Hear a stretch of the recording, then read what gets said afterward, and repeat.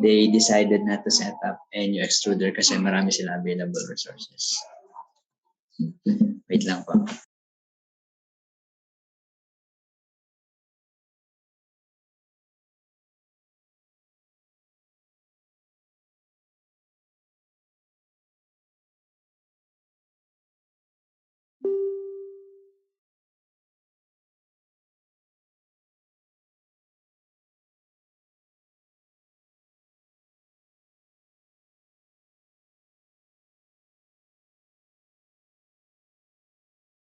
And then going back, so yung workers nila, and there's a regular salary of $15 per worker per hour, no? So if you are jotting down my analysis, madali nyo na siya makuha.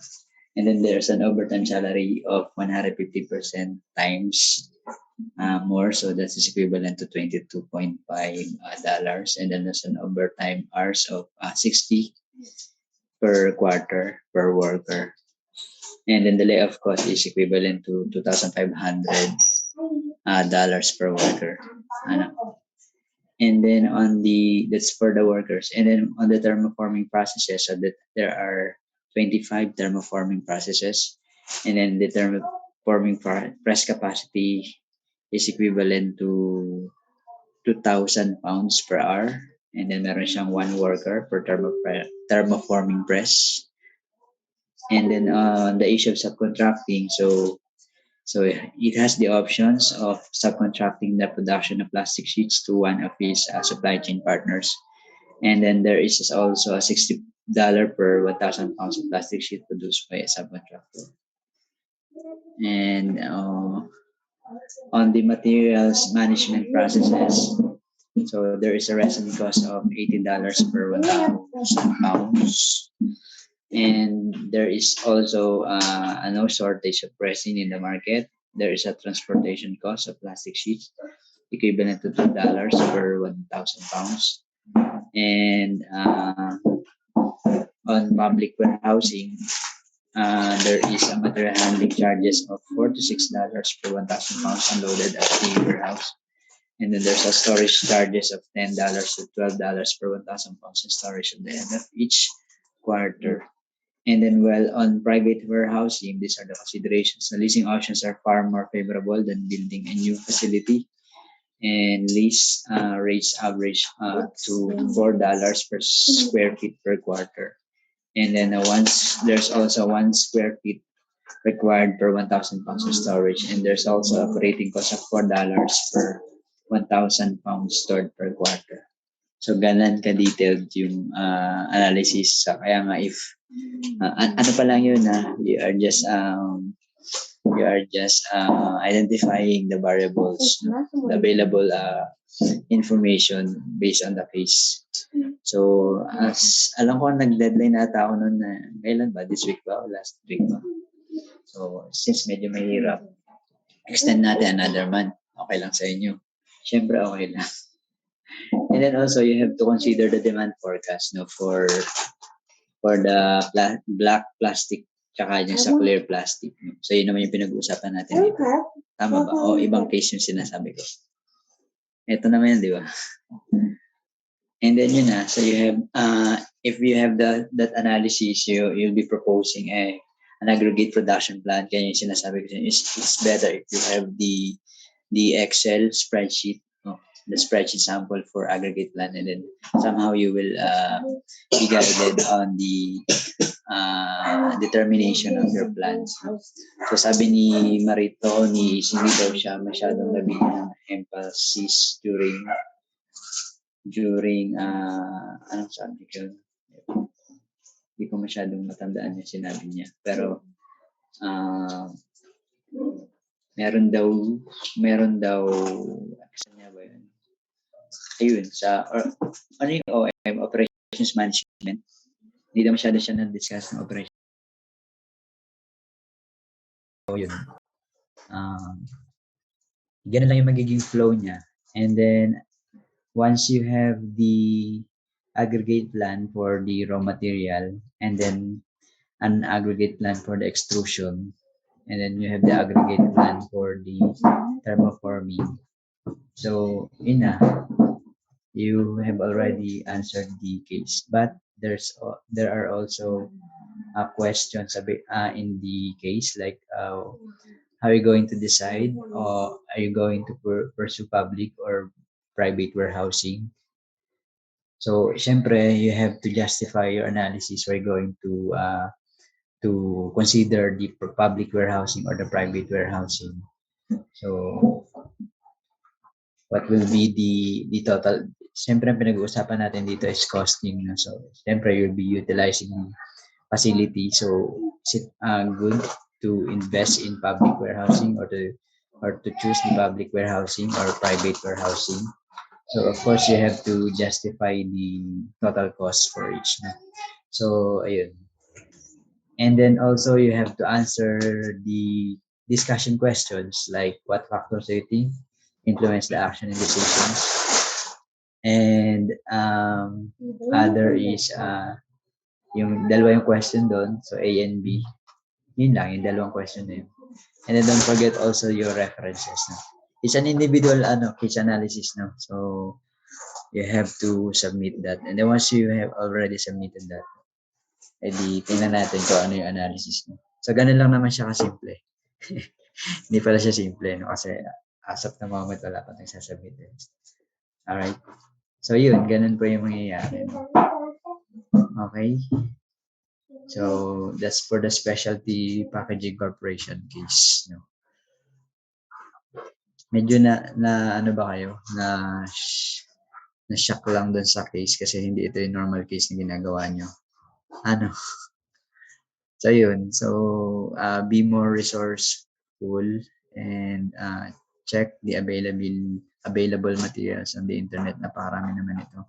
Kung hindi siya nadaanan maayos during your previous subject, so you can do your research on this particular topic, an aggregate plan. So it might be helpful to you, especially when you become part of the planning team sa industry.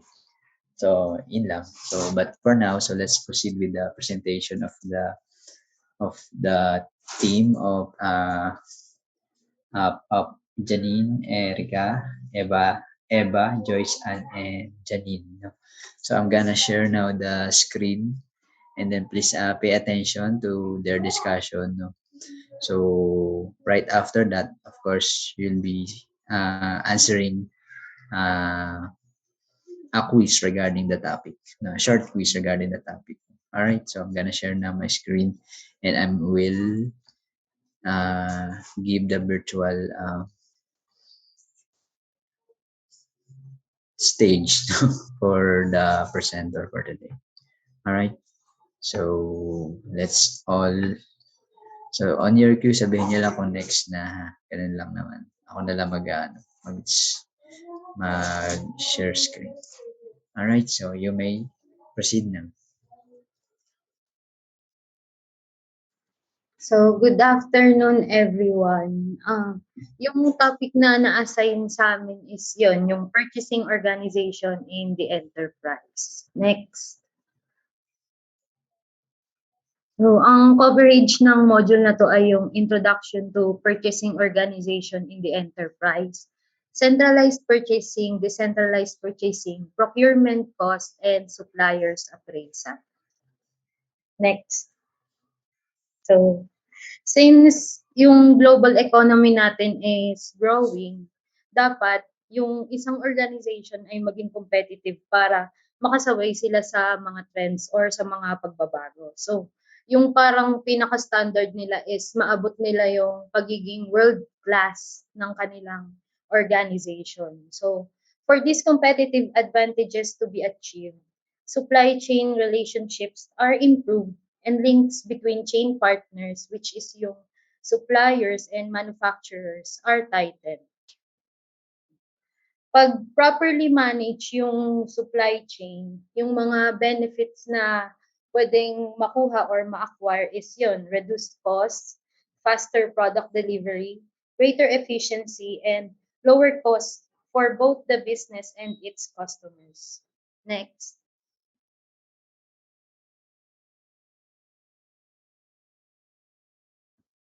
So, ayan.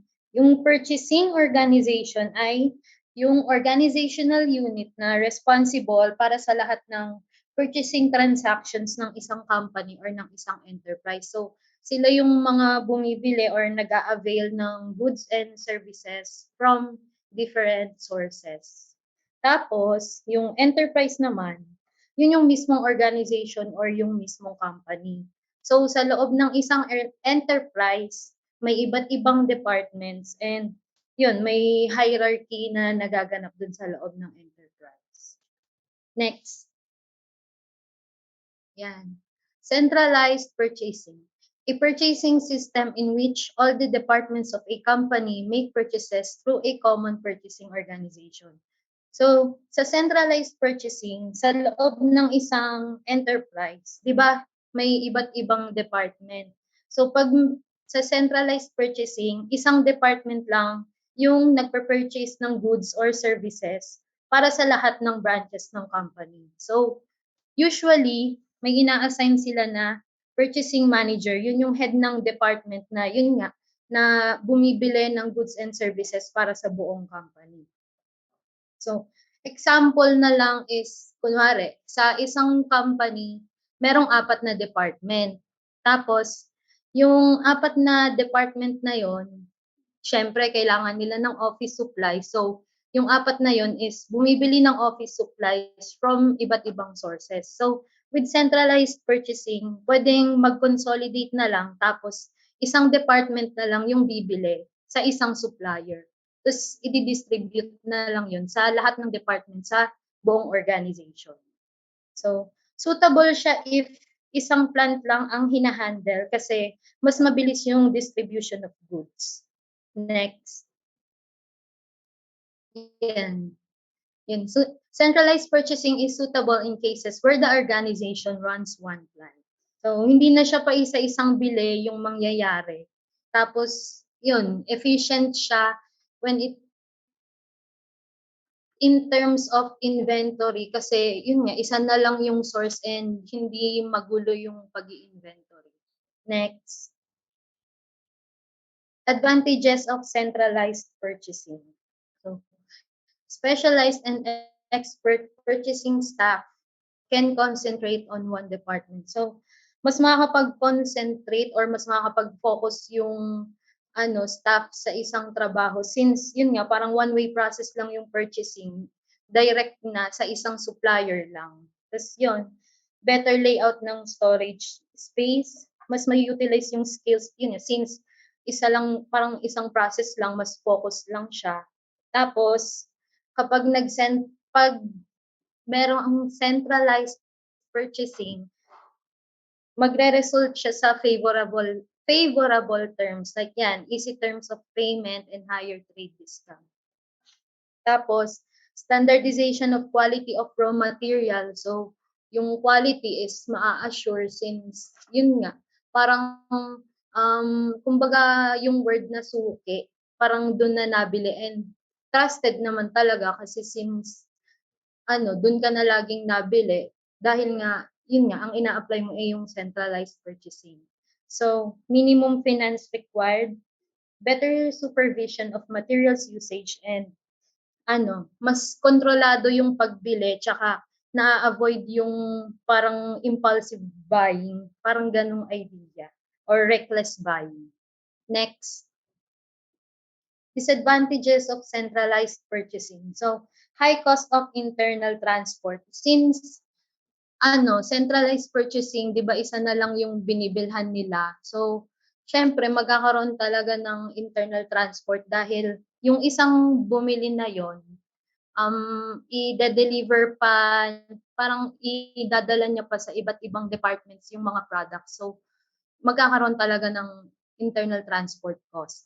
So, the creation and maintenance of a special purchasing department lead to higher administration costs, which small concerns may not be in a position to afford. So, higher admin costs since within the organization, magke-create ka pa ng isang team, yun nga, yung parang purchasing department para bumili ng goods and services. Yun. So, magkakaroon ng mas madadagdagan yung administration cost mo. Next, yung availability of material. So, syempre may tendency na maubusan ng materials dun sa supplier na kinukuhanan mo. So, kung isa lang ang kinukuhanan mo at naunap ng panibagong pagkukunan, since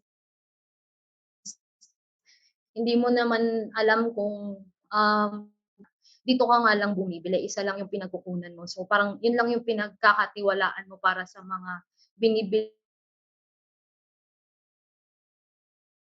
mo na list so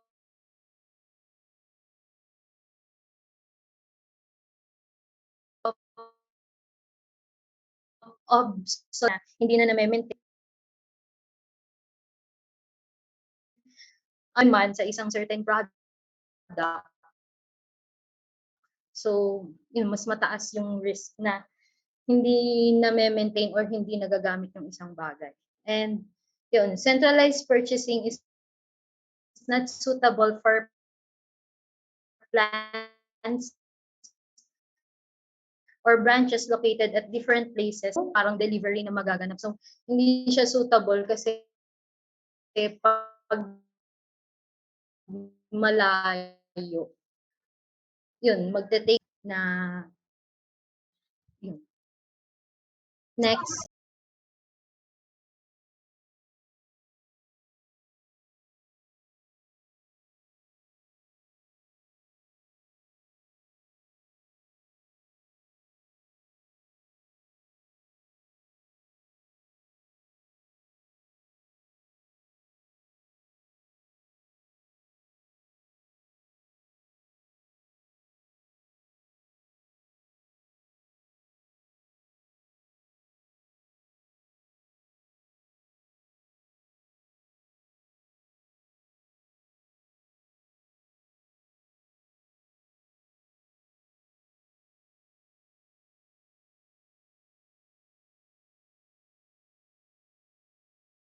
Defect kaysa sa centralized purchasing.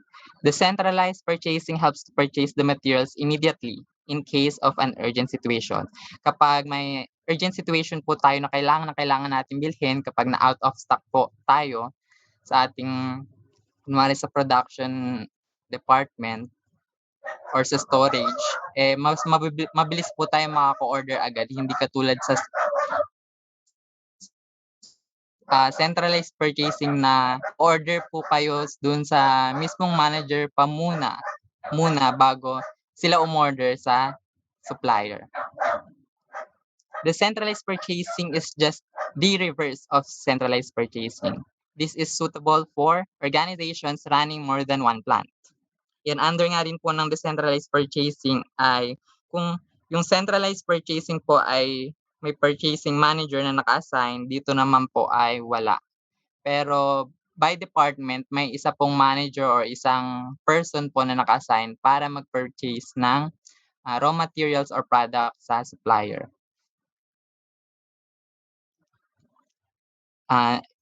Itong decentralized purchasing, tinatawag din po siyang localized purchasing. Also, decentralized purchasing is quite flexible and can quickly adjust following requirements in a particular plant. More attention can be paid by the departmental head to buying problems, as he will be carrying limited numbers of activities in his department and he can hold responsibility for the purchase of goods and the overall performance of the plant. Yan, na mas nabibigyan po ng atensyon yung pag-purchase po natin ng product or raw materials per department. Kasi hindi po nagkakaroon po tayo ng less na activities or less work kasi nakafocus po siya by department. Parang may sarili-sarili pong mundo ang bawat department sa pag-purchase ng product. Next, the serious drawback which emerges from this type is lack of uniformity in purchasing procedure in the organization. Ayan.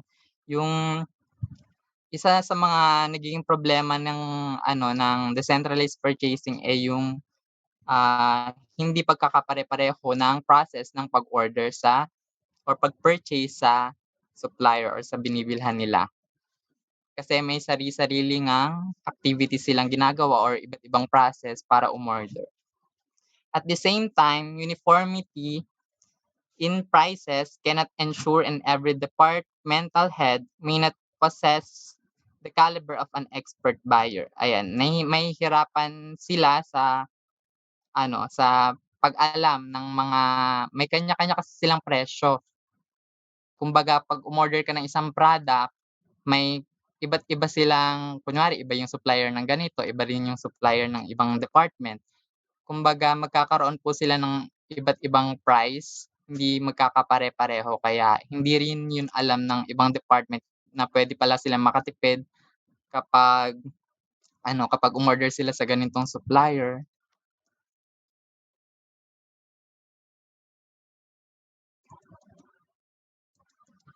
Ayan. Nasa na tayo ba sa screen? Dito na. Next na po. Sige. Ayan. Ayan. An example of the centralized organization is a fast food chain. Each franchised restaurant in the chain is responsible for its own operation. Ayan.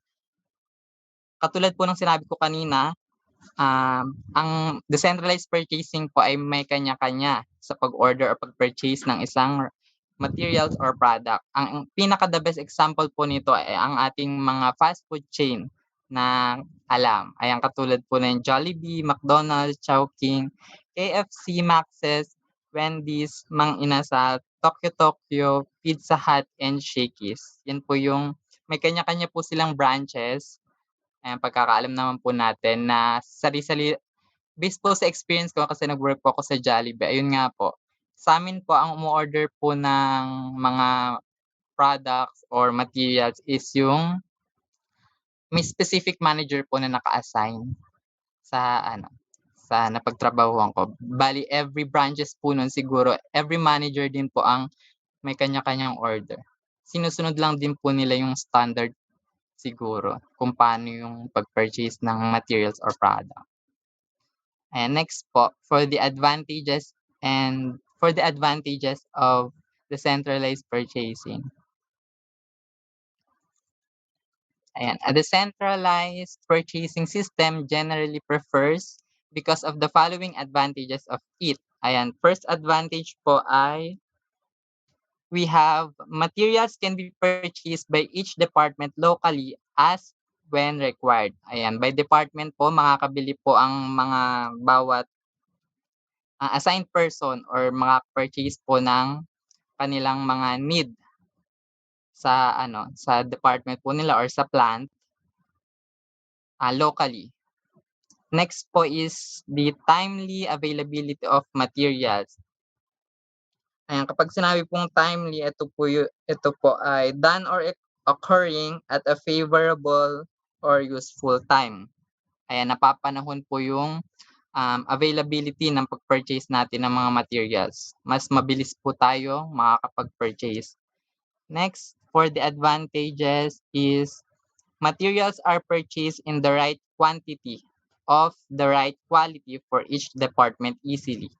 Kasi kaya po nasabing ganyan, nakafocus lang po kayo dun sa department nyo kung ano lang yung specific quantity and quality na ipapurchase po natin. Kaya mas siya advantage. Next is no heavy investment is required initially. Hindi katulad ng sa centralized purchasing, nag-i-invest po tayo ng parang malaki kasi bumibili po tayo ng bulk ng maramihan po sa centralized. Dito naman po is may kanya-kanya kaya hindi po tayo nag-i-invest ng malaki financially.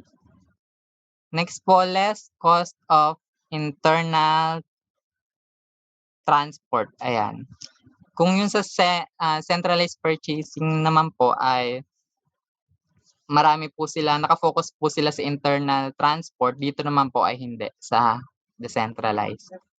Lower chance of obsolescence. Ayan, katulad po ng sinabi ni Janine kanina, ang ibig sabihin po ng obsolescence or obsolescence, ano po, ito po yung mga outdated or no longer used na product. Kung sa disadvantage po yun sa centralized, dito naman po sa decentralized is advantage po siya. Kasi parang nagagamit po natin yung mga materials or product agad-agad. Next, purchase orders can be placed quickly. Ayan, mas mabilis po na na lalagay agad sa storage, mga storage room kasi kapag sa centralized magpapasa-pasa pa, pupunta muna sa umorder or sa pinaka main na umorder, tapos ibibigay pa nila by departments. Dito direct na sa sa department mismo or sa plant. Last one is the replacement of defective materials takes little time. Ayan, mas mabilis po na napapalitan agad kapag may mga defective tayong materials, raw materials or products na nakita kapag chinek po natin yung delivery po sa atin. Mas mabilis po nating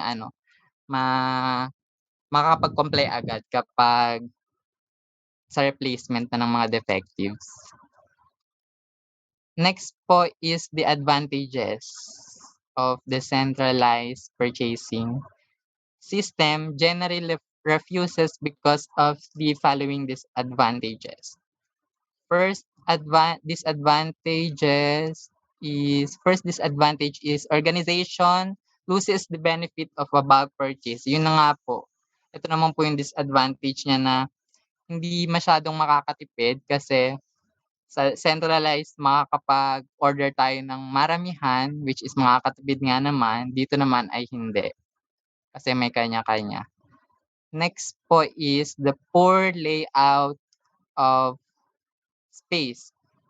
Ayan, hindi masyadong organized kapag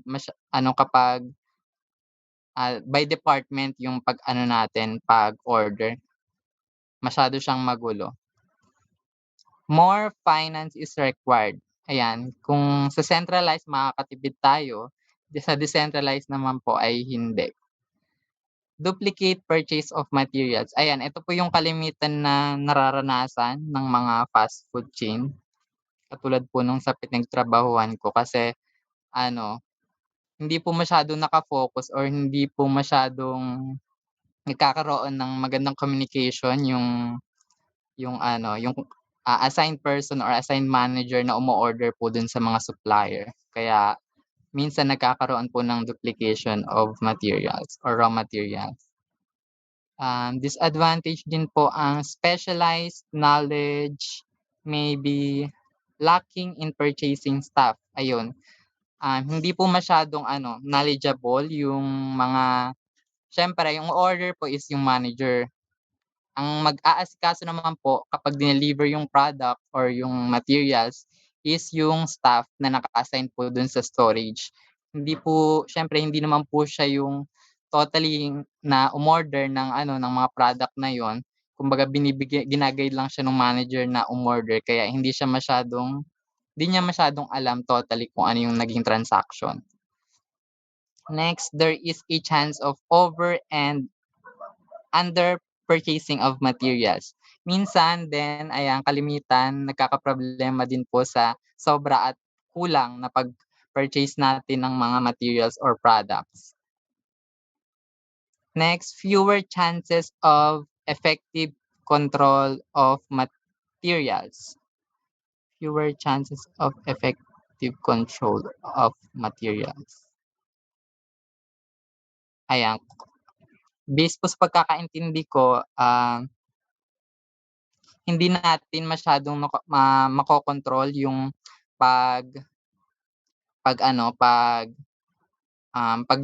or pagdating nga ng mga product kasi nakafocus lang siya sa hindi siya parang magulo, gawa by department nga siya naka-order yung mga manager.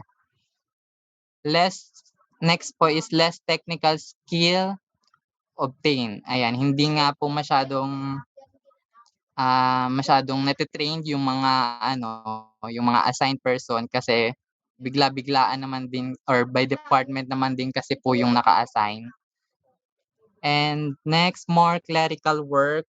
Kapag sinabi pong clerical work ay concerned with or relating to work in an office. Ayan, hindi po masyado tayong nakikipag-communicate dun sa higher organization or higher management mo natin. Mas tayo na po yung mismong gumagawa sa sarili kapag nasa decentralized purchasing. And last one is the lack of proper cooperation and coordination among various departments. Ayan. Yun nga po katulad ng sinabi ko kanina ay may sarili-sarili pong mundo ang decentralized purchasing kaya hindi po masyadong nagkakaroon ng communication or coordination ang bawat various department para sa pag-purchase po ng mga product. And para po ma-visualize natin, may picture po ba? Next slide po, sir. Ayan, para po ma-visualize natin kung ano po yung pinagkaiba ng centralized and decentralized purchasing, makikita po natin sa picture na yung centralized ay by departments po ay meron po silang head department na kung saan siya po yung umu-order po or nagpo-purchase ng raw materials or products sa mga suppliers. And then yung decentralized naman po is may kanya-kanya by department or different departments po. Sila po yung may kanya-kanya pong pag-purchase ng product. Ayan. I think that's all po for decentralized purchasing. Thank you, Janine and Eva. So, but before we proceed with the next subtopics, no, so kindly give us your thoughts, no, regarding the centralized and decentralized purchasing. So, if you will be the manager of a particular organization, what particular purchasing style are you going to proceed with? You know? So, and then given the nature of your organization, so anyone who would like to give their thoughts on this? Aside from the reporter, so you may raise your hands if you have the idea on how you're going to choose between centralized and decentralized purchasing. So while you are constructing your thoughts, no, so basically kasi with regards to fast food chains, I think they are not decentralized, no.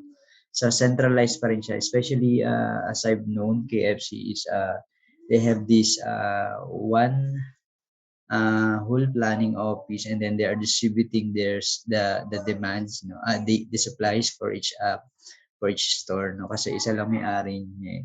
And then even other fast food chains like McDonald's and Jollibee, I think they are just coordinating with the head office, kasi if different suppliers, imagine when we are talking about fast food chains, so we are talking about the standard. So the standard of the foods and services that they are providing to their customers, no, it should be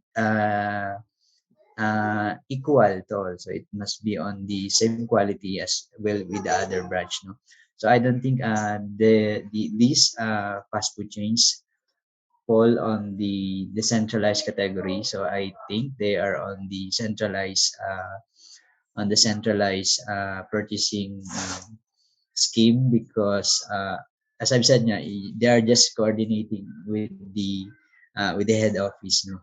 So in relation to the and then at the same time, if they are really if there's no central planning office for Jollibee or for McDonald's, I think there is or there are suppliers, no, so who provide these materials to them. But as for the I don't know, but you may contrast me, especially to the reporters, if you have some infos regarding. But on KFC alone, also, I'm pretty sure that it's not decentralized. No? So they have these full operations, no, with regards to planning the flow of supplies, no, and of their goods, no, of the raw materials. So from Quezon City, so andun yung planning ano nila office, no. So yun, and to other fast food chains, so you may give your thoughts, no, especially Eva is formerly working, no, with Jollibee. So but any thoughts, Eva, Janine, regarding your discussions today? So you can justify why McDonald's or Jollibee fall under the, the decentralized purchasing scheme of the organization. Well, sa akin naman po, sir, base po sa na-research ko din, parang nagkaroon din naman po ako ng knowledge nung nagtrabaho po ako kasi po, Mm. nalaman ko po na, yun nga, na may yung mismong manager po namin yung umo-order. Parang nagkakaroon po ng suggestion yung higher management or yung pinaka-main, pero nakadepende pa rin po din dun sa branch kung susundin po nila yon or hindi po. Yun lang Paano yung, naman po. thank you, Eva. Paano yung supplier information nito? I mean, directly to the supplier, or is it to the head office, no?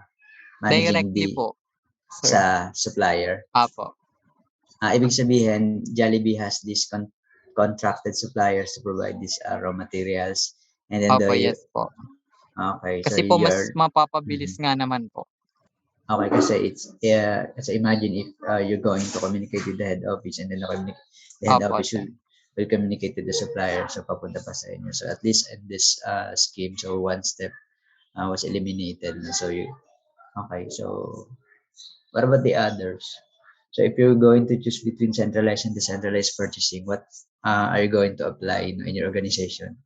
Like for example, Gab, you are the manager of kung ano man yung company na itatayo mo. So what type of purchasing scheme are you going to implement? May I hear your thoughts? Pag company po, sir. I mean, if you are the manager of your own company, what purchasing scheme you're going to implement and why? Yun po ba yung sa kung decentralized or centralized? Yes, choosing between centralized and decentralized. Ano po, feeling ko po para sa akin mas mapapadali yung sa centralized. Kasi po, kumbaga nakaka-discount ka, tapos handle mo lahat. Kumbaga sa iba, dun po sa decentralized, parang magwo-worry ka pa na parang ano ba dito, magka-counter yung mga nyo, plans nyo na magagawa. Compare sa isa lang po yung ikaw lang yung mag-aasikaso po ng lahat.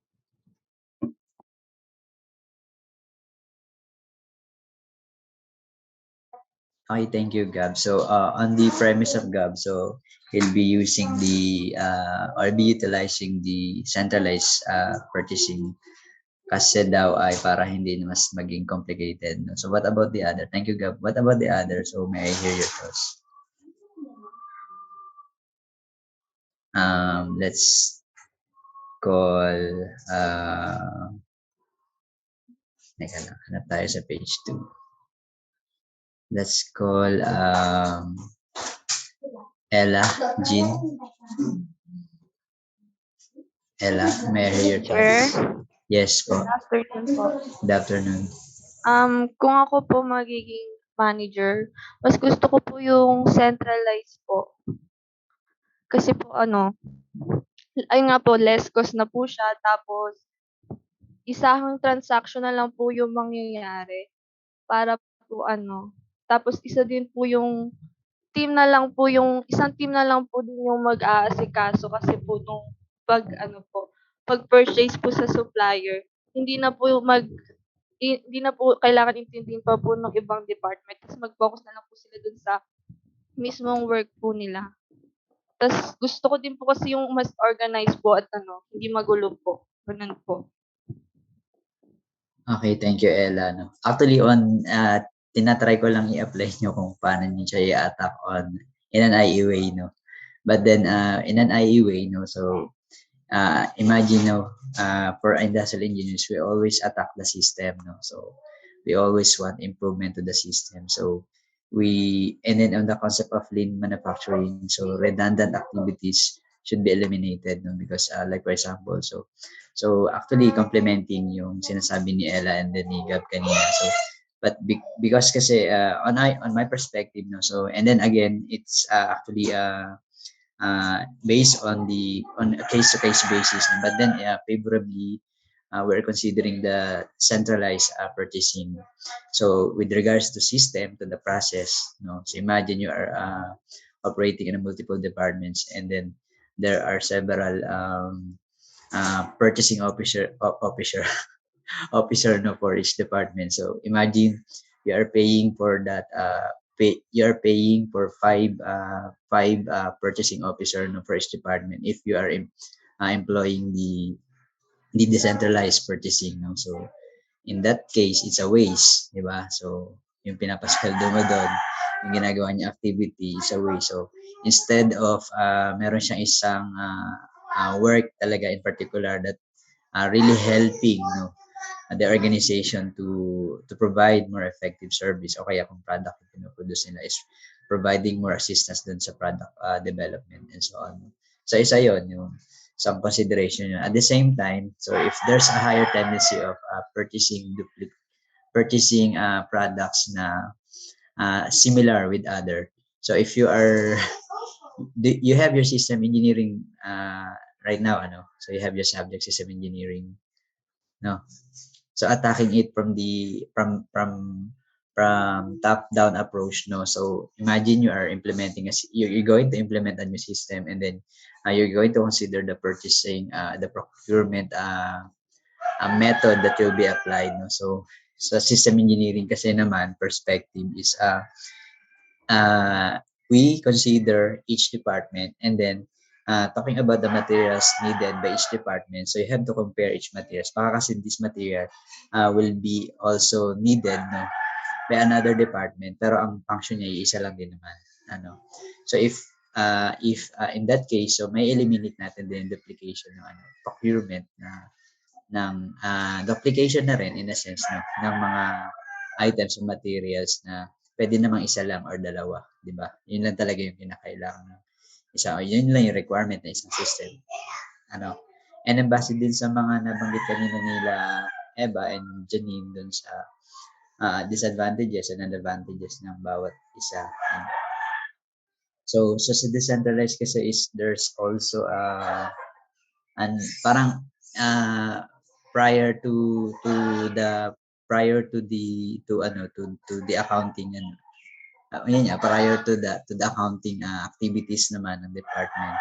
So ganun din, instead na may isang tao na lang na kasi magdo-domino effect siya eh. So and then before siya magpunta dito sa mismo isang accounting sa mismo accounting department, no? So instead of that, so syempre that particular department is responsible, no,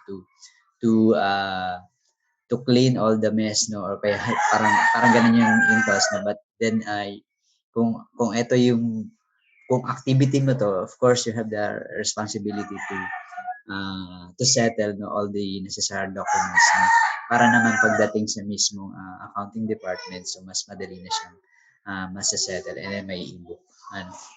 And then, ano po ba yung mga sinasabi natin dito? Fewer chances of effective control of materials. Kasi, imagine, 5 departments ka, and then you are procuring same materials, no? Same materials, or like, for example, office supplies. Same office supplies, but then there's a tendency na yung supplier nito ng isang department is not the same as the supplier of the other department. No? So, pwedeng higher yun. So, higher yun, di ba? Or pwedeng mas mababa. In that case, makakatipid. No? Pero, what about the quality? No? Posibleng mababa nga siya, pero the quality itself naman is compromising to the operations of the organization. And what else, no? It's gonna be complicated, no, for the whole team, no, to parang to collect all this information. Imagine as basic materials pa lang yan, no? Kumbaga isang component pa lang siya ng operations ng organization. So kumbaga dagdag ano pa siya, kumbaga parang hassle pa on organization para i-maintain yung ganung type of system. Ayun, but then you can contrast me if you want on, and then you are in favor with the centralized, decentralized purchasing. Sige, to be fair, no, let's give thoughts then on the decentralized purchasing. Pwede naman kasing ganito rin. Like for example, there's a one procurement officer kung centralized siya, no? And then, what if that procurement officer is not really knowledgeable on the items that should be purchased, no? Actually, nagagawa naman na ng paraan na para pabor pa rin sa centralized. Pero nare-remedy pa rin naman siya kasi like what we are practicing in the government kasi hindi naman lahat kasi talaga is really knowledgeable, no, on checking the specifications for each material. For equipment mo siya, the specs for that particular equipment. So instead of carrying the evaluation alone of that particular procurement officer, pwede ka naman magtayo ng isang or kaya meron ka isang standing committee, no? Ito yung tinatawag natin na technical working group, no? To evaluate if these materials or these specifications or quotations provided by the suppliers are really what do you call that,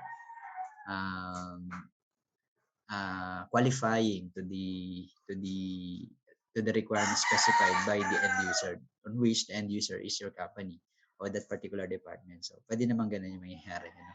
Pero yun, parang hindi ko pa rin pala nabigyan ng explanation yung sa decentralized, no? Pero ayun, if you want na ganun mangyayari, like for example, you have you can provide the authority to a particular department, especially if the requirements being procured are really technical, so sila lang yung may kapasidad, no? So yun. But then you must be careful din kasi with regards to it, kasi parang there's a tendency na andun yung corruption, eh. So posibleng magkaroon ng ganyan, and then you are monitoring several people na pagdating sa decentralized, no? So ayun, so yan lang yung and even in the private industry, so it happens, no? So posible kasi the supplier of an equipment could be a friend to a particular employee to the company, pwedeng nasa higher ups, no? Kasi yung ganun, it's really a practice, no? So magaling na lang siguro, but I'm not encouraging you to do the same. So may mga infos lang ako regarding some of other companies, no? So doing that kind of scheme, no? So for the benefit of few individuals, no, inside the organization. So any thoughts, no, on decentralized? So you want to contrast the ideas, no? So, but again, it's actually good to know that these two purchasing schemes were discussed, no? Based on the advantages and disadvantages, no? So, any other thoughts you want to contribute? Para sabi, sir, diniscuss nyo na ang bias nyo naman sa decentralized purchasing. Paano ba kami magsasalita? Sa centralized purchasing. Paano ba kami magsasalita? Gusto namin yung decentralized purchasing. And yun nga, so I'm giving the freedom, no, para so actually pagka kasi ganito is an exchange of information. Pagka gusto nyo pagka kasi nag-aaral kayo ng masters, pagdating ng time at gusto nyo talaga mag-aral, and then especially those who are really inclined on the academic, hindi naman pag-uusapan masyado dun yung mga sa libro. what are going to discuss are your experiences, no, support to other organizations. So in that case, no, so para mas na-enlighten, so as much as possible when you do discussions, you have to relay it to the current events, current issues. So yung actual happenings, no, in the organization, it's not on the discussion by the book.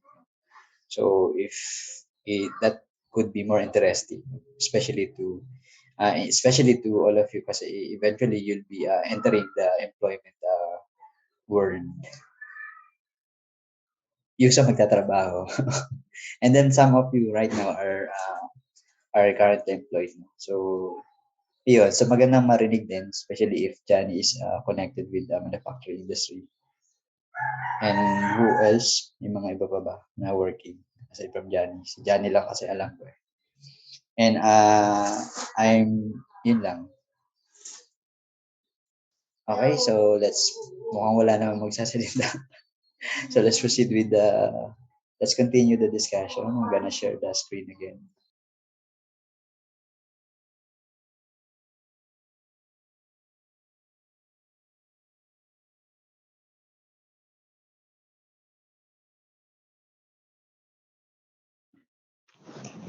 So next is the procurement cost. Procurement is defined as the... Sir, naririnig po ba ako? Yes po. Joyce to, no? Janine po. Janine ba? Sorry, Janine. Ano lang, may feedback. May feedback lang, Janine. Hindi ko alam bakit nagkaroon ng feedback.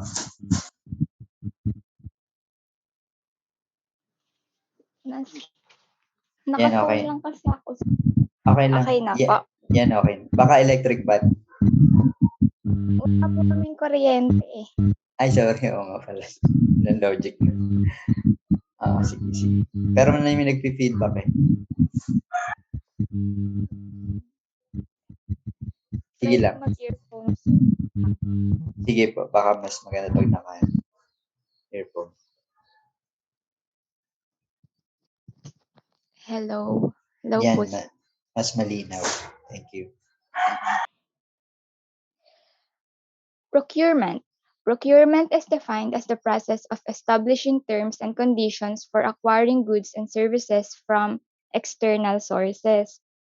So, in other words po, yung procurement is the total effort of discovering and acquiring the supplies na kailangan ng organization to function effectively. Kasama dito yung mga sourcing for supplies, sealing contracts, managing suppliers, and settling suppliers' invoice.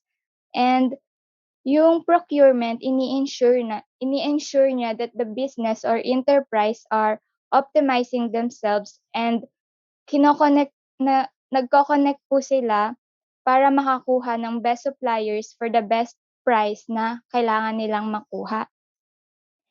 Next is, ito na po yung procurement cost.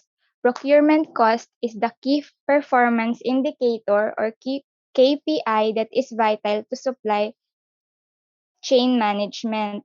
Yung mga key performance indicator na sinasabi, ito yung evaluation, goals, optimization, strategy, analytics, growth, and implementation na meron ng isang business or enterprise. And this provides a clear way para ma-measure din po yung performance na meron yung entire procurement process. And later on, madidiscuss ko po kung ano yung meron sa entire procurement process. So mainly, there is a connection po between procurement and supply chain management. Kasi halos sabay po yung paggalaw nila sa industry, sir. Kasi sinasabi na yung procurement, ito yung process ng pag-obtain natin ng materials and services required to run an operation. While yung supply chain management naman is designed to keep an eye on the cost involved sa ating procurement process. So, next slide po. ito na yung mga 5 types of procurement cost natin. Businesses should consider all of these elements when totaling their annual procurement cost. Number 1 is the base cost. The key procurement cost driver is the per item amount. It is the largest expense and the most challenging to reduce. The best move is to find competing suppliers with the same products and negotiate the best price per unit. Since yung parang main goal po is to negotiate the best price per unit, in base cost, especially sa mga larger transaction, this is actually true kasi yung base cost, naka-include doon yung mga cost ng acquiring, enhancing, or disposing. And na-mention din na this is the most challenging to reduce and kailangan talaga siya na mabigyan ng attention, especially yung base cost po. Next is the cost of transportation. Transportation expense are direct stock acquiring cost, developing flexible and longer terms relationship with carrier is one way to negotiate terms for bettering shipping rates. In cost of transportation naman, dito nakapaloob yung mga cost associated with business travels gaya ng taxi fare, fuel, parking fees, yung meals ng mga employees upon traveling, cleaning, shipping, and yung iba pang telephone charges na mapapabilang siya sa overall logistics spending ng isang company. Next naman, na procurement cost ay yung closing cost. Many companies outsource the buying and selling of inventory, which means that expenses such as brokerage, legal fees, and commission may add up. Ang closing cost po ay nangyayari when the title of a property is being transferred from the seller to a buyer. And yung total closing cost po ay nagbabari depende sa location and dun sa value ng isang items or orders ng company. And as a general rule, meron po doon na, for example, between 2 to 5% nung purchase price ang napupunta sa closing cost. Next slide po.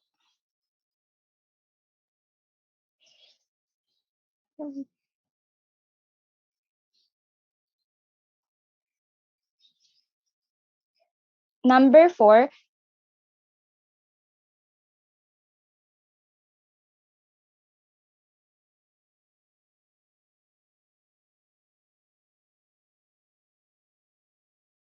Sige, Ja. You can proceed. Baka delay lang sa'yo pero flash on the screen na yung 4 and 5.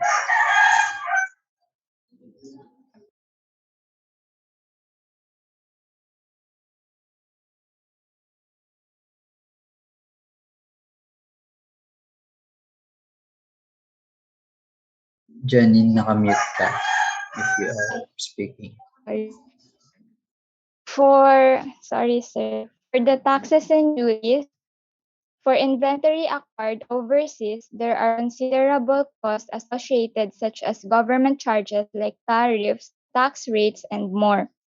So, dito naman po sa pang-apat na procurement cost, yung mga successful business ay kailangan po nila maghanap ng or kailangan nilang hanapin yung right balance between chain cost and tax or duties obligations. Kasi sa supply chain, yung pinaka-core po ng business dapat is dapat laman na how the business run, yung mga cost, the profits also, kung meron bang growth na nangyayari. Kasi sa panahon ngayon, syempre with increasing globalization, lalo na sa business, nagkakaroon po ng huge impact yung mga overall cost natin na yung mga spending and syempre yung mga pumapasok din po. Next is the negotiation cost. Creating an agreement with a vendor will generally involve additional time researching prospective suppliers, leading to indirect labor cost. Negotiating with supplier can also be costly, especially if the staff is traveling to make the agreements. Dito naman po sa negotiation cost, dito na po yung price na napag-usapan for the supply of goods and services ng supplier and seller. Kailangan po nilang yun po yung negotiation cost na kailangan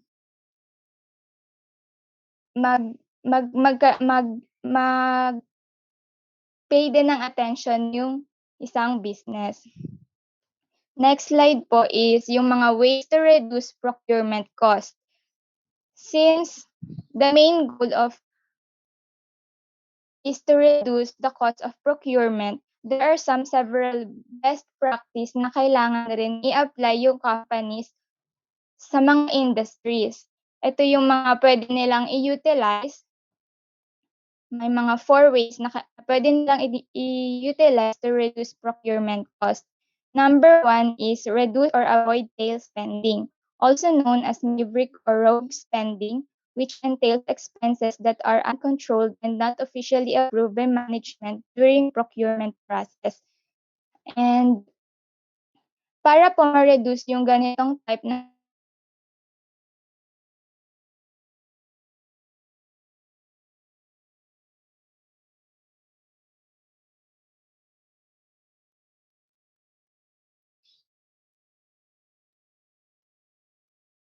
Okay, na-disconnect si Janine. Ay, hindi pala. Andito pala siya. Pero naka-mute ka dyan. Nadi-disconnect ka yata. You can unmute yourself. okay na po, sir. Okay na. Na-disconnect po. So, i-continue ko lang yung number 1 na ways is to reduce or avoid tail spending. Business can assess purchasing records to examine who was responsible for the maverick spending o yung rogue spending na tinatawag kung saan, for example, kailan ito nangyari or ano yung na-purchase. So, mga ganong records po, parang mabilis po monitor yung mga spending. It may also help to properly train employees on purchasing processes to avoid future rogue spending or reckless spending. And in this case po, magkakaroon po ng way para yung mga management officials na lang yung magkakaroon ng power para mag-place ng orders from the suppliers para hindi po siya masyadong magulo sa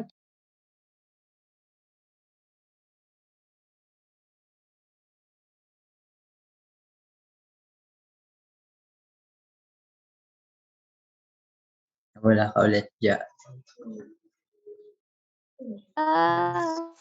Ayan. talaga. Sige lang. Sorry sir, nawawala po talaga ako, hindi-disconnect. Okay lang. Sige po. For the leverage technology naman po, if a company is still use spreadsheets for data and purchasing processes, it's time to upgrade. Linking purchases system with inventory management, accounting systems through procurement software will also ensure more accuracy and expense reporting while reducing the time spent on this analysis. So, though yung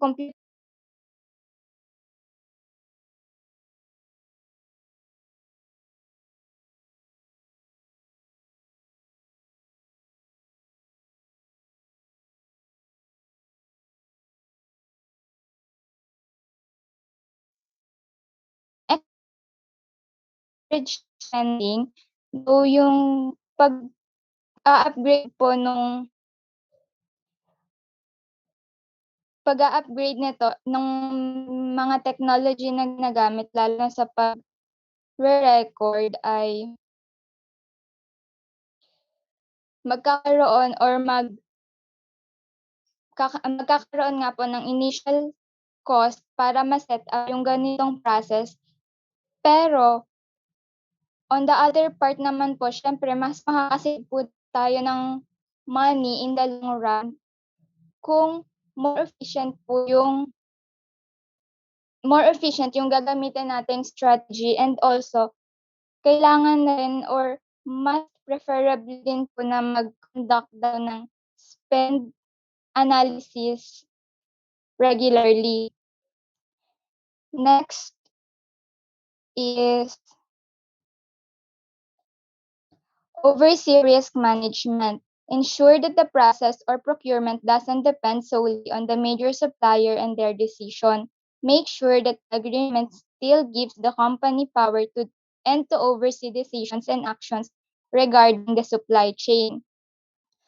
Dito naman po, kailangan magkaroon ng regular communication to avoid issues, and also kailangan din po mag-focus on ways to reduce cost or increase rates and aim to negotiate contracts with value-added services katulad na nga po ng mga free shipping or extended warranty conditions.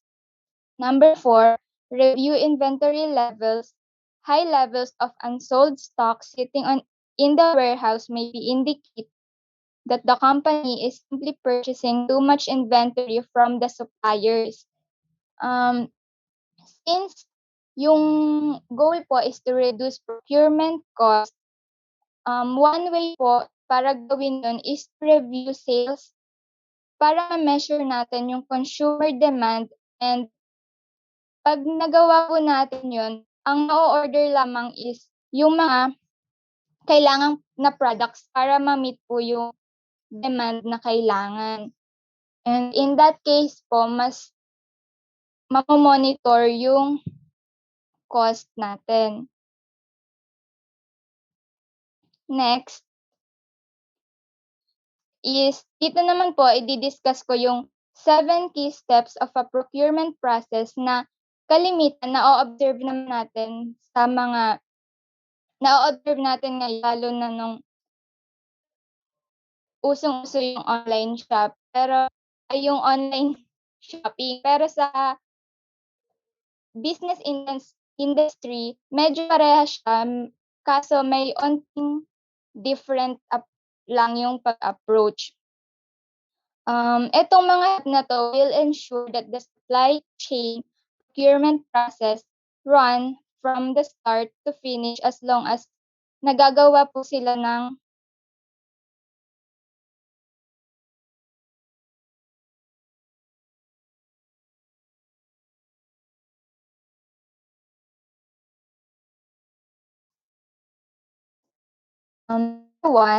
step one, identify your supply needs. Businesses need to identify what supplies all units of their business need in order to manufacture their product and conduct their services. It only means na they need to be sure that they are covering or nasusupply po nila yung mga possible needs, and na-ensure din nila na walang nawawala or na-acquire talaga nila yung mga raw materials na kailangan or mga supplies na kailangan. Then step 2, find potential suppliers. Conduct research on suppliers that can fulfill your supply needs. When searching for supplier, choosing the correct partners can be crucial in finding ways to cut costs. And in this step naman po, katulad ng sinabi, kailangan mag-conduct ng research on those suppliers, and also, we have to look for their customer reviews para makita natin if sila ba yung business na we want to partner with. We should also take note that price is not always yung price, hindi po yun yung laging mahalaga, but the level of service, yun po yung lagi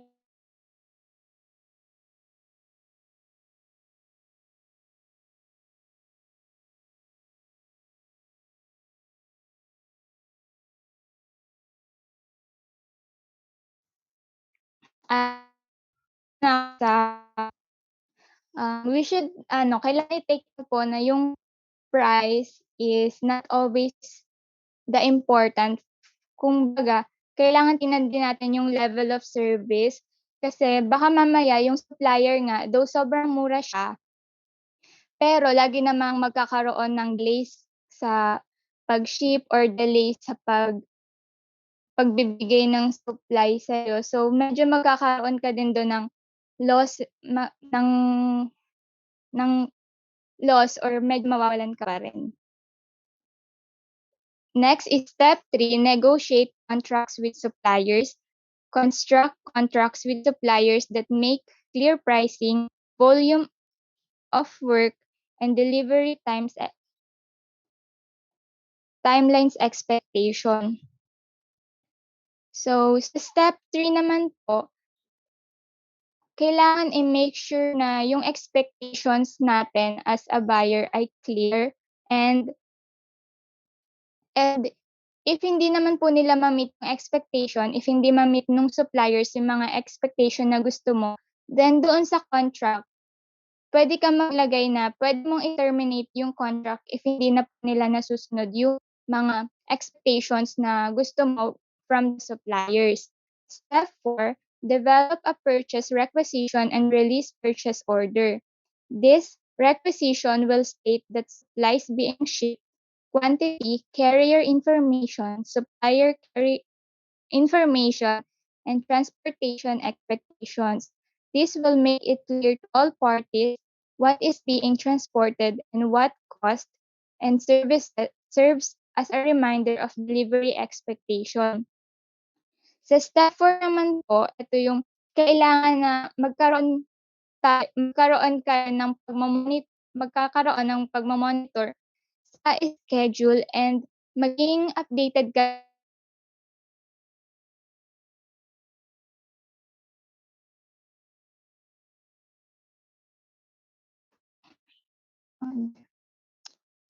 yun. Sa step 4 naman po, dito kailangan magkaroon ka ng schedule and siyempre mas dapat maging updated sa mga activities na nagaganap especially yung mga updates galing sa supplier. The next is step 5, release the purchase order. This purchase order will be dispatched from the supplier where they will begin to start to assemble the order based on the purchase. Sa step 5 naman po, this time, since kailangan na i-release ang order, it is important na i-double check pa din and ang i-release to avoid conflicts and syempre, the supplier should be responsible for this step.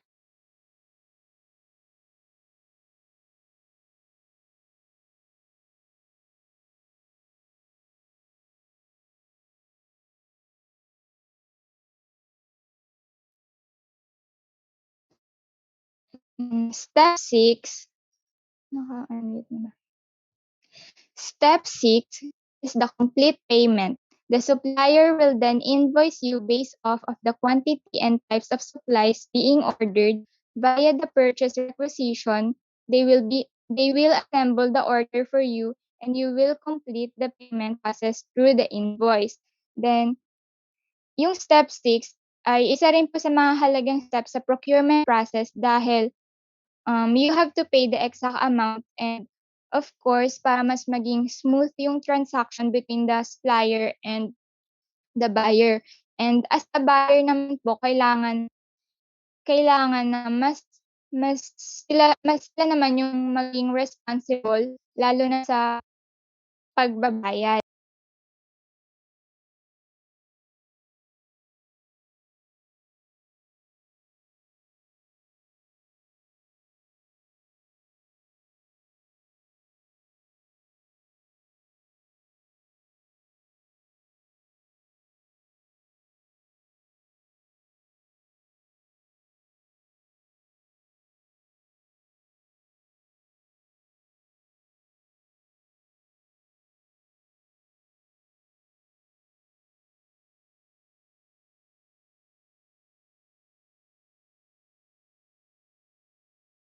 Nawala na ulit si Ja.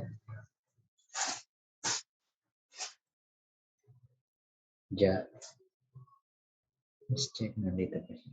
And ulit. Oh, Wait, Ja, you may proceed again. sa step 7, audit the delivery. The order will be shipped by the supplier to you. Then upon delivery, you will ensure that what is contained in the delivered order matches what was the purchase order. So, dito sa step 7, you can ensure that the supplier expectation were met, such as delivery time and the supplies are undamaged. And if na-check na naman lahat ng dumating or na-receive na items, syempre, it is also good if i-update i-update yung supplier na na-receive yung orders ng kompleto po. Next. And yun na po, sir. Dun po natapos yung report ko sa about procurement. Thank you. Thank you very much, Ja. Actually, well, Po, sir. well discussed, and ito sana ganito sana yung mode of presenting your your your assigned topic. So hindi lang kasi siya yung typical na you are just reading what's written on the slide, but you are providing additional information regarding the subject, and then we delivered it in a way that kahit na nakakaantok yung hapon ay ano lang, medyo challenging lang on your part kasi nawawala yung iyong internet connection. But then it's well discussed, no? So I have nothing more to add. So let's proceed with the last presentation. So thank you very much, Ja. So Joyce, you may proceed now. So, next topic naman po is about suppliers appraisal. So, first, i-define po muna natin kung ano ba yung supplier at ano ba yung appraisal. So, supplier is a person or organization that provides something needed such as product or service, while appraisal is the official or formal assessment of the strengths and weaknesses of someone or something, and it often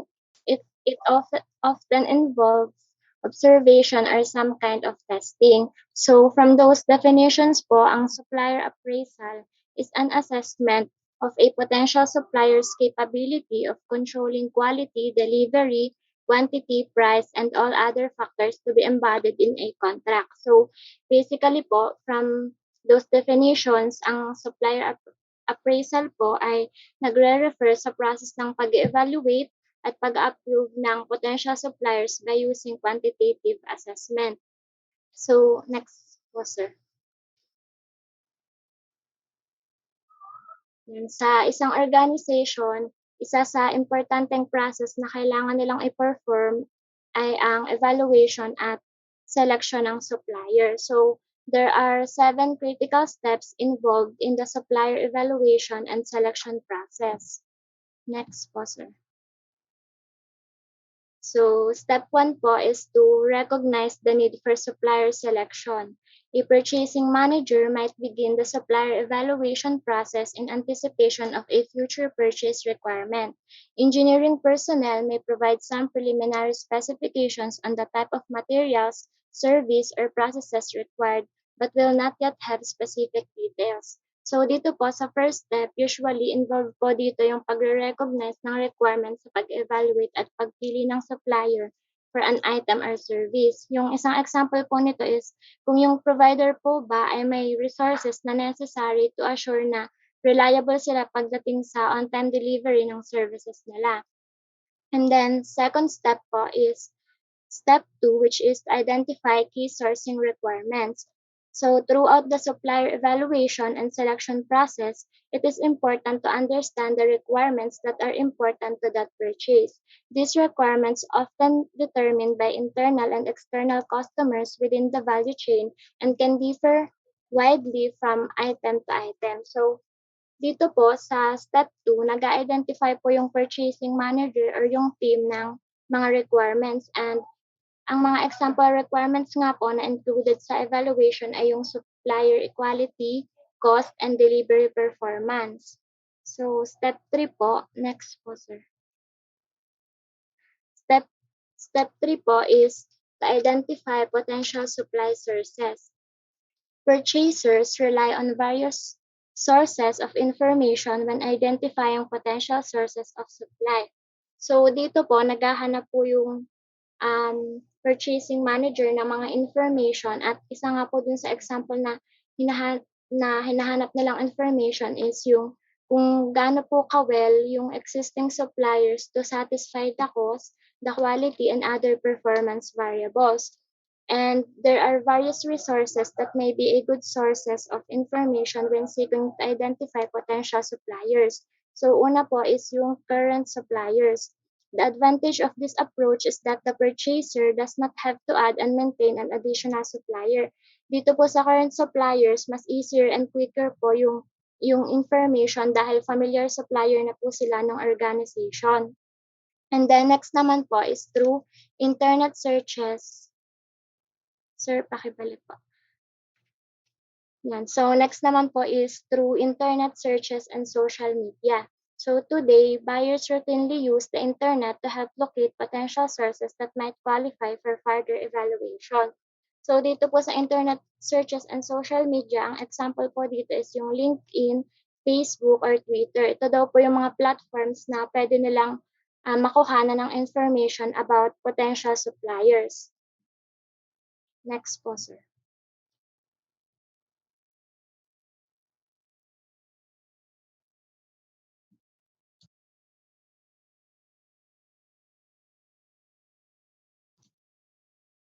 And then next po is through organizational knowledge. So experienced purchasing personnel usually have strong knowledge about potential suppliers. Dito naman po sa organizational knowledge, yung example po nito is kung yung purchasing personnel po na nag-work dun sa industry ay ng maraming taon ay familiar na sa mga suppliers, pwede po siyang maging isang source ng information.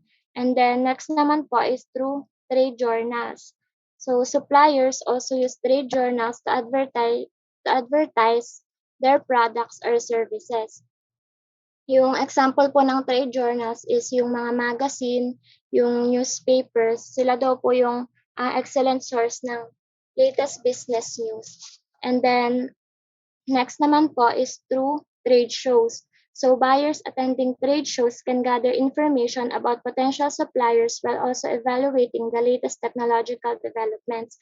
Dito po sa trade shows, ito yung mga exhibition para sa mga companies para ma-showcase po nila yung at ma-demonstrate po nila yung latest offerings nila. And dito rin po, nagme-meet yung buyers at saka yung suppliers at naghahanap po sila ng contacts para makagather po ng information. Next po, sir. So, those are some of the resources na pwede pong maging source ng information para makahanap po ng potential supplier. Then, step 4 po, after nilang ma-identify yung potential supply sources, is to determine sourcing strategy. So, no single sourcing strategy approach will satisfy the requirements of all supply managers. So, dito po, there are many decisions that a purchaser initially makes when developing a sourcing strategy. However, these often change as a result of market conditions, user preferences, and corporate objectives. Sa pag-develop po ng sourcing strategy, kailangan po mag-consider yung purchaser ng mga sourcing alternatives as well as critical sourcing issues. So once po na na-list na yung potential and current suppliers sa database, i-consider naman po nila yung type ng supplier that they wish to deal with based on the initial sourcing strategy. So there are major sourcing alternatives include whether to purchase from manufacturer or distributor, local or national or international source, large or small suppliers, and multiple single or sole suppliers for the item, commodity, or service. Next po, sir.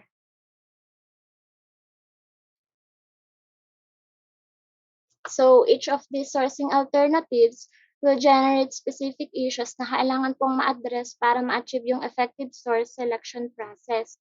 So these are the examples of critical issues na kailangan po nilang i-evaluate. Yung size relationships, risk or reward issues, sustainability and diversity objectives, competitors as suppliers and offshore suppliers and counter trade. And then step 5 po is is to limit suppliers in selection pool. So purchasers often perform a first cut or preliminary evaluation of potential suppliers to narrow the list before conducting an in-depth formal evaluation. So once po na na-gather na yung information at na-assess na nila yung sourcing alternatives at critical issues, mamimili na po yung purchaser ng potential sources. So dito po, nagpo-perform sila ng first cut or preliminary evaluation of potential suppliers para kumonti po yung nasa list nila bago sila mag-conduct ng formal evaluation. Next po, sir.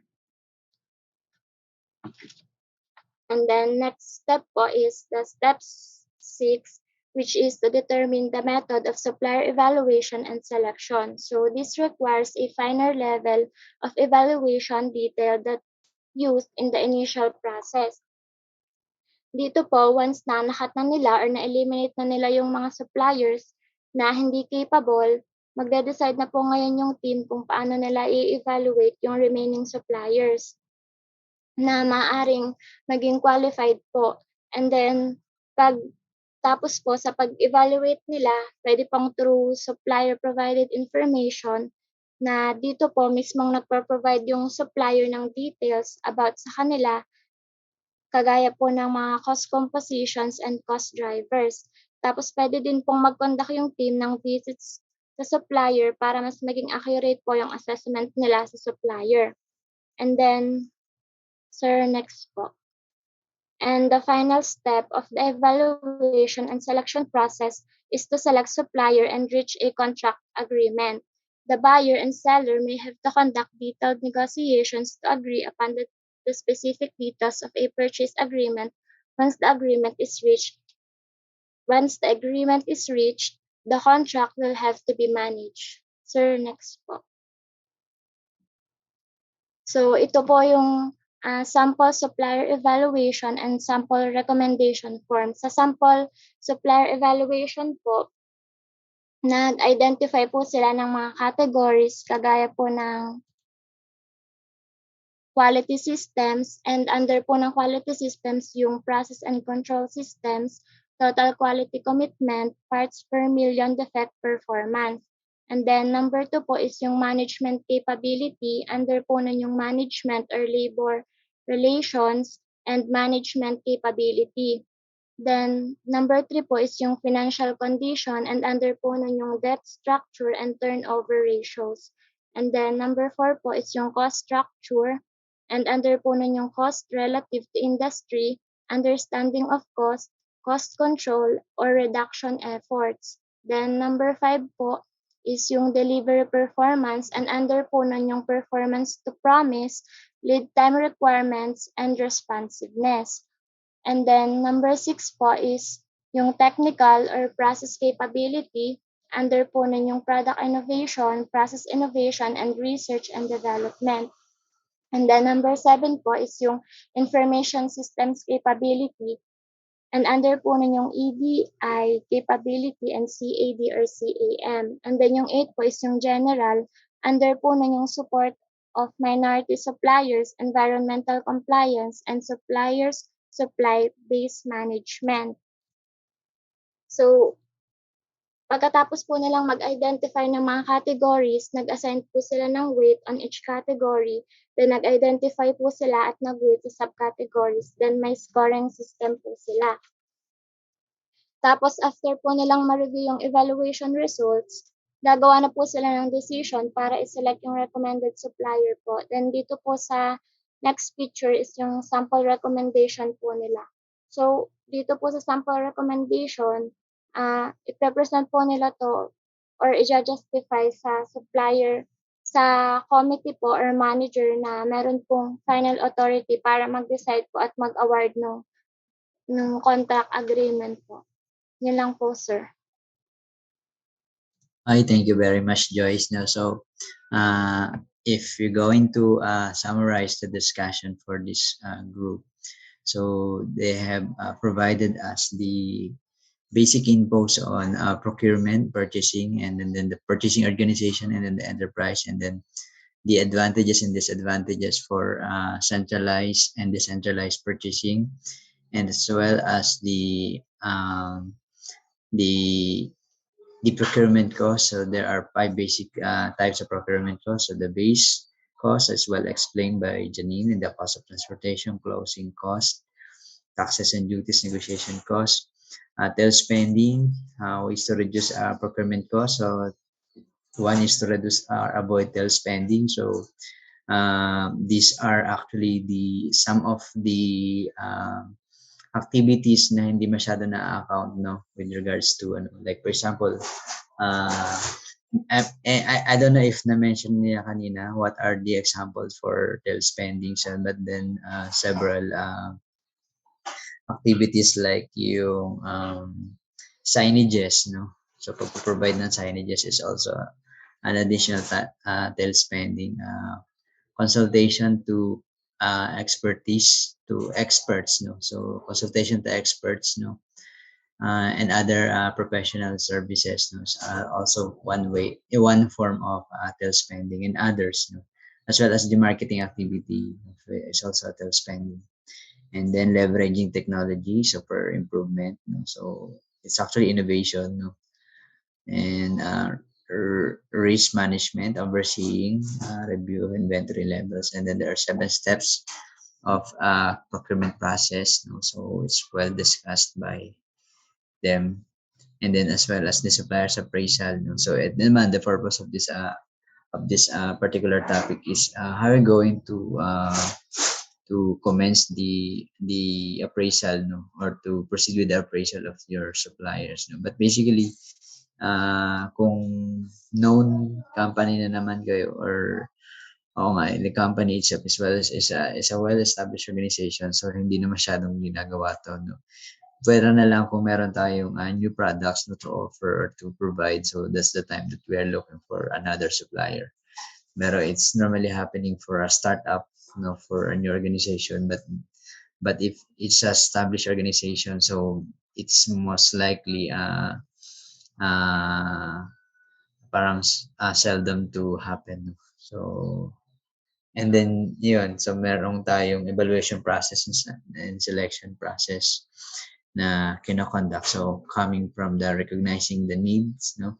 Siyempre, as I mentioned, if there's a newer product to provide, and then identifying its key source of requirements, the potential supplies process, and then the sourcing strategy up to the selection of the supplier, and then discuss naman siya isa-isa, and hanggang sa makarating tayo ito a simple form of instrument, no, being used, no, to evaluate a particular supplier. But yun nga, minsan kasi is kahit hindi naman sa government standard procedure, no, with regards to procurement, no, so may mga bidding na ginagawa. So normally nangyayari din naman yan sa mga private organization, but I'm not really particular with the private procurement. But then especially if the materials that are being requested will entail a large portion of the financial resources of the company, so that should undergo a formal bidding, no? So again, no, in that particular bidding, so these are being reviewed by the technical working group, and then that particular technical working group will assess, you know, the qualifications of this of the company. But as I mentioned, if it's a government procedure, so may mga certain requirements like legal requirements it's really a must, no? Like for example, their SEC registration, their projects involved with government, because it could be benchmarked, no? And then their net, actually their kasama rin dito yung mismong net capital nila. no? And then typically kung malaki yung amount, no? So it is an advantage. Ibig sabihin, they are capable to provide the items, no? Kahit pa ipangutang nila agad mo na yun. So they can really outsource a particular product. So, ganun. And once mag-qualify sila doon, so in a form of bidding conference, no? So that's the time they will question the requirements for that particular item. No? So doon na nagsisimula yung start ng bidding. And then after that, no, so they will send the bidding documents, no, to the organization. So and then that bidding documents will be evaluated by the bidding committee as well as with the assistance of the technical working group, no, to see if these requirements are really fit, no, for the on the standard or on the procedures that are being employed, no, on that particular process. So yun po. So thank you very much to our 4 presenters for today. So to Janine, to Eva, to another Janine, and then to Joyce. So thank you very much. No? So any additional thoughts, no, from the group before we proceed with your quiz? No? Any thoughts? You can use your chat box if you want. Okay, so verify ko lang yun. No? So while you are constructing your questions, verify ko lang po yung attendance. May I ask Nel Patrick Francisco if someone has been informed about his situation, kung meron man, or kung ano man yung pinagkakabalahan niya today. So, who's the close friend of Nel Patrick Francisco? May nabanggit ba sa inyo? Kasi from our previous meeting sa September 26, so wala din siya. So it's actually second meeting now na wala siya. Yung iba kasi ay may mga excuses dati, but I never heard from him. Wala po ba ang magsasalita? Wala pong magsasalita about Nel Patrick Francisco. Wala ba siyang kaibigan? Nakakaawa naman itong taong to. Wala. Wala nga talaga. Uy. Wala magsasalita about Nel Patrick Francisco. Pumapasok pa ba siya sa ibang subject? Wala, parang may death threat kayo lahat kay Nel Patrick. Hira lang po, sir. Anong nangyari kay Nel Patrick? Kasi wala akong balita sa kanya. Papasok Kung ba siya sa tutusin po kasi, sir, kahit last sem po or last year, hindi na po siya masyadong active po or nagpapasok. Pero ewan ko po, nag-PPM naman po siya sa ibang prof. Ewan ko po ngayon sa iba. Is he working? Hindi ko lang po sure, sir. Wala. Okay, so well noted. Thank you, Eva. Pero ganun din kasi yung situation ng isang estudyante sa kabilang section eh. So from thesis days pa lang eh, from title proposal to outline proposal, wala na rin may balita eh. I don't know. So Johnny kasi I think isa din si Johnny na working dito. So please make it sure na you'll be attending our class, no? So no matter what, kasi tiyagain mo na, 2 sem ka na lang naman or 1 sem na lang naman. So tiyagain mo na yung pag-attend naman. Saka it's really conducive kasi if you're working, so you can attend the class kasi hindi naman tayo typical na nagpapasagot ng activity virtually yung ganito, no? So pwede naman niya i-conduct yung mga quizzes, no, right after, and just message me kung halimbawa hindi niyo mape-perform yung activity yung ganitong ano.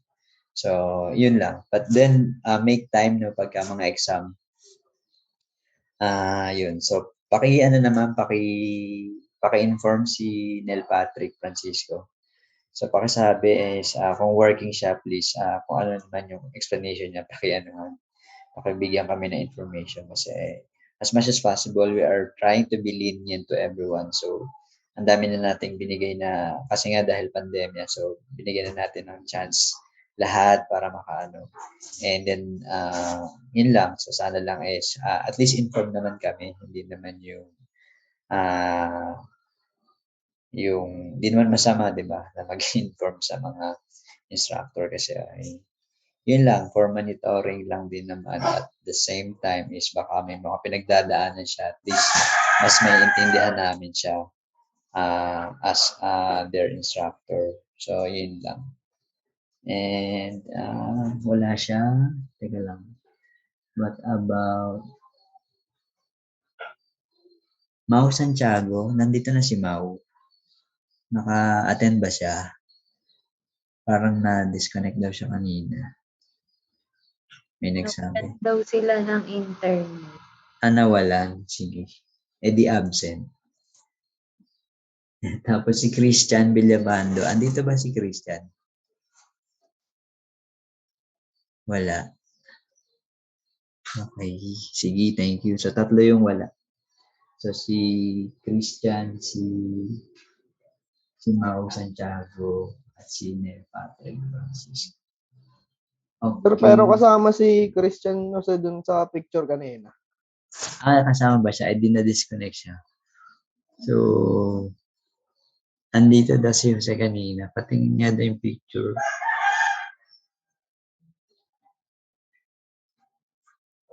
Nandito si Christian Villapando. Hindi